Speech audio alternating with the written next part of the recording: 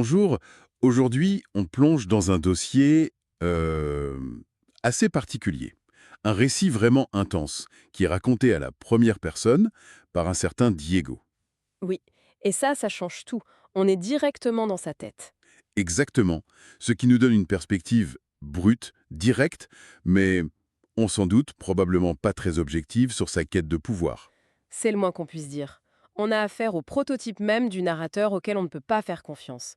Il nous livre sa version, ses justifications, mais on sent dès le début que la vraie histoire, elle est ailleurs. Elle est dans les interstices. Voilà, dans ce qu'il ne dit pas ou dans comment il interprète les choses, et c'est ça qui va être passionnant à décortiquer. Tout à fait. Notre mission, si on peut dire, c'est de comprendre les mécaniques du pouvoir, de l'orgueil, du contrôle, à travers son histoire. C'est le parcours d'un homme qui vend son âme, littéralement, pour devenir tout-puissant. Et qui va découvrir un peu tard qu'il n'était qu'un pion. Un simple pion dans une partie beaucoup plus vaste. Le point de départ a pourtant l'air classique. Ah oui, c'est le pacte faustien qu'on a vu 1000 fois, le pacte avec le diable. Mais la trajectoire, elle, est tout sauf prévisible. On va voir comment cette soif de domination va le mener pas à pas à sa propre soumission. C'est presque une étude de cas sur l'autodestruction. Carrément. Alors allons-y. Faisons connaissance avec ce Diego. Qu'est-ce qui le motive? Le texte est très clair. Tout part d'un sentiment d'infériorité, mais un sentiment écrasant face à une femme, Diana. Oui, sa prestance, son statut, tout en elle, le diminue, le renvoie à sa propre insignifiance. Et sa solution est: Radical. Il l'écrit noir sur blanc, il nous le dit. Pour cette raison, j'ai vendu mon âme au diable. et c'est ça qui est fascinant. Ce n'est pas juste le pouvoir pour le pouvoir. C'est c'est une blessure narcissique. Un orgueil masculin blessé. Exactement. Le pacte, c'est un raccourci, une solution de facilité pour réparer son ego. Il ne veut pas juste être son égal. Son but caché, c'est de la dominer, de l'écraser. Pour se prouver qu'il existe. Voilà. Et il ne perd pas de temps d'ailleurs. La première confrontation, elle est très théâtrale. Ça se passe pendant une vente aux enchères. Le lieu parfait pour une démonstration de force sociale. Il la laisse enchérir sur un tableau qu'elle désire, et au tout dernier moment, bam, il la pulvérise avec une offre d'1 million de dollars. Il doit se sentir comme le roi du monde à ce moment-là. Il pense avoir marqué un point spectaculaire. Sauf que la réponse de Diana, Ah, sa réponse, elle est d'une violence psychologique inouïe. Elle ne s'énerve pas, elle ne crie pas. non, Elle se tourne vers son assistant et dit, assez fort pour qu'il entende, «Je ne me souviens pas de ce visage ni de ce nom.» ouch. C'est terrible. En une phrase, elle anéantit sa victoire. Tout son pouvoir démoniaque tout neuf ne sert à rien face à ça. Face au mépris social. L'arme la plus vieille du monde. Il a acheté la puissance, mais il n'a aucun statut, aucune légitimité à ses yeux. Il n'existe pas. Et il comprend que le pouvoir brut, ça ne suffit pas. C'est une humiliation totale. Et sa réaction est très révélatrice, il ne cherche plus à l'impressionner. Il décide de la détruire. C'est ça. Il passe à une autre stratégie qu'il nomme lui-même l'ingénierie de l'hostilité. C'est là qu'on voit à quel point il est tordu. Oui, il nous explique son plan, à nous, lecteurs. C'est presque un manuel du manipulateur. Il va la harceler, la manipuler, pour la faire passer pour folle aux yeux de son propre père, en lui faisant croire qu'elle souffre d'un délire de persécution. C'est du gaslighting pur et dur. Il cherche à démanteler sa réalité. Mais c'est aussi là qu'un petit détail apparaît. Un détail qui semble anodin. Le pendentif, Exactement. Pendant cette scène terrible avec son père, le texte dit que Diana s'agrippe au pendentif qu'elle porte à son cou. oui, l'image est très forte. Elle le serre au point que les jointures de ses doigts blanchissent. On se dit que c'est un geste de détresse, non? On pourrait le croire. Mais avec le recul, c'est le tout premier indice. Le premier signe qu'elle n'est pas qu'une victime passive. Ah, C'est comme si elle puisait une force dans cet objet. Ce n'est pas un geste de détresse, c'est un geste actif. Elle a ses propres ressources. d'accord, je vois. Elle n'est pas sans défense. Et Diego, lui, pense l'avoir acculée, c'est là qu'il change encore de tactique. Il sort le grand jeu. La gentillesse soudaine. Il la rattrape après la réunion et lui sort des excuses mielleuses. Il pense vraiment la tenir, à ce moment-là. Mais il y a un élément qu'il n'avait absolument pas prévu. Son parfum. Le parfum d'orchidée. Le texte le décrit comme une véritable attaque, pas une simple odeur. C'est une déferlante qui frappe ses sens avec la force de la foudre. Il est pris de vertige, il manque de s'évanouir. C'est incroyable. tout son pouvoir surnaturel. Et son talon d'Achille, c'est une odeur de fleurs. C'est presque... Ironique. C'est plus que ça. C'est le point de bascule de tout le récit. Et ce qui est brillant, c'est qu'on a un bref aperçu des pensées de Diana. Attendez, on lit dans ses pensées à elle? Juste une phrase. Elle le voit vaciller et elle pense simplement « Le pauvre, il ne sait pas que ce parfum d'orchidée est mon arme. » Et là, tout change. Donc ça veut dire que depuis le début, elle sait.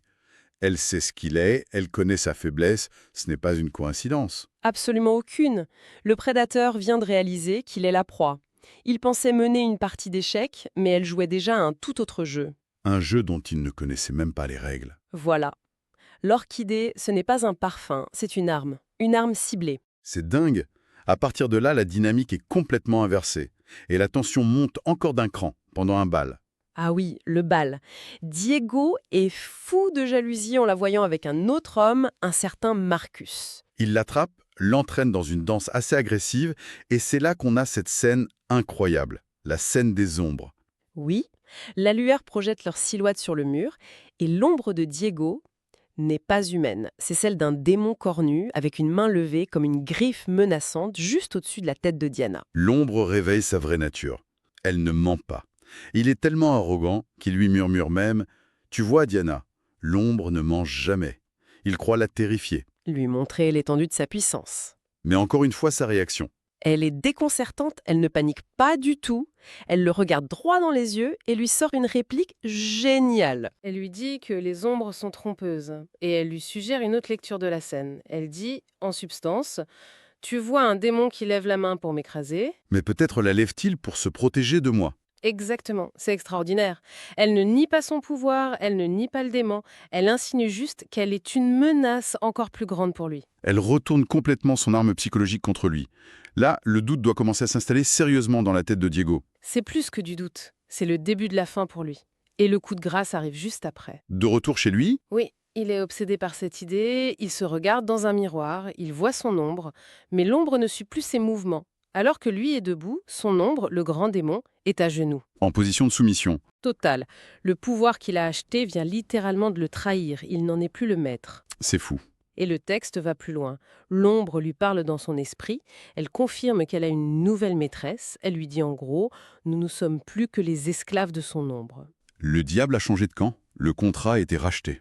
Par une puissance supérieure. Et sa réaction, c'est la rage pure, l'impuissance. Il ne peut rien faire contre elle, alors il s'en prend à la seule cible humaine à sa portée. Son rival, Marcus. Il le fait enlever et il le tabasse. C'est un acte de pur désespoir. Et c'est là que Diana choisit d'apparaître, en sortant de l'ombre, littéralement. Elle lui révèle tout. Qu'elle a tout manigancé depuis le début. Tout. C'est elle qui l'a choisi, lui. C'est elle qui a envoyé ses démons dans ses rêves pour le pousser au pacte. La danse n'était qu'un piège pour finaliser son emprise sur son pouvoir. Il n'a jamais été le maître du jeu. Il n'a même jamais été un joueur. Il était le plateau de jeu. Ce qui nous amène à la révélation finale. D'où vient cet incroyable pouvoir qu'Adiana a, si ce n'est pas un pacte comme lui? Et c'est là que le récit bascule dans une autre dimension. Le pouvoir de Diego est transactionnel. Il a fait un échange. Son âme contre de la puissance. C'est un pouvoir acquis. Exactement. Celui de Diana est constitutionnel. Il est hérité. Elle lui révèle que sa famille a conclu un pacte des générations auparavant. Un pacte scellé par le sacrifice de toute une tribu, leur offrant une alliance éternelle avec les ténèbres.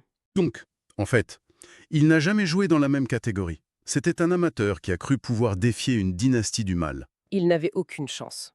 Aucune. Il pensait faire une bonne affaire en achetant une action, alors qu'elle possédait l'entreprise depuis des siècles. Son pouvoir est dans son sang. Elle est le pacte. La scène finale est terrifiante. Diego, complètement brisé, la suit dans sa suite d'hôtel, et la pièce s'est transformée. C'est une sorte de salle du trône infernal. Diana est assise sur un trône fait de mains spectrales, des mains qui bougent. Et ses serviteurs, ce sont les anciens démons Diego. C'est l'image de sa défaite absolue. Il n'a plus rien. Même ses démons l'ont abandonné pour elle. Il accepte son sort, et son corps se dissout en fumée noire. Et vient fusionner avec le trône. Il devient une main de plus pour soutenir le pouvoir de sa nouvelle maîtresse. Il est littéralement absorbé, consumé par ce pouvoir qu'il a tant désiré. C'est ça. En résumé, on a donc l'histoire d'un homme qui, obsédé par le pouvoir, finit par devenir une simple brique dans l'édifice du pouvoir d'une autre. C'est une subversion totale du cliché. Ah oui, le cliché de l'homme puissant et de la femme fragile, il vole en éclats. Ici, la femme est une reine des enfers et l'homme puissant était qu'un jouet. Et ça explore cette idée fascinante qu'il y a toujours des jeux de pouvoir plus anciens, plus profonds que ce qu'on voit à la surface. Oui, ça pose la question de la nature même du pouvoir. Est-ce que c'est quelque chose qu'on peut acquérir, comme le croyait Diego, ou est-ce que c'est quelque chose qui se transmet, qu'on incarne, comme Diana? Lui, il a fait une transaction, mais elle est l'héritage de cette transaction. Le récit pourrait s'arrêter là, sur cette image de Diego qui est absorbé par le trône, mais il y a une toute dernière phrase. Ah oui? Au moment de disparaître, il brise le quatrième mur une dernière fois et il s'adresse à nous, au lecteur. Il dit un truc assez glaçant sur l'odeur d'orchidée. Oui, il nous dit « Et ne vous inquiétez pas pour l'odeur d'orchidée qui commence à se répandre dans votre chambre maintenant. Ce n'est qu'un salut. » C'est une fin incroyable. Qu'est-ce que ça veut dire? Qu'on est les prochains sur la liste? C'est ça qui est troublant. Le texte nous implique directement. Il suggère que le simple fait d'avoir été témoin de cette histoire, de s'être plongé dedans, a des conséquences. On n'est plus de simples spectateurs. La question finale, ce n'est donc plus de savoir qui a gagné entre Diego et Diana. Non, la question que le récit nous laisse, c'est maintenant que l'on connaît son existence, maintenant que son parfum est métaphoriquement dans notre chambre, est-ce que nous ne sommes pas, nous aussi, devenus une pièce dans le jeu de Diana?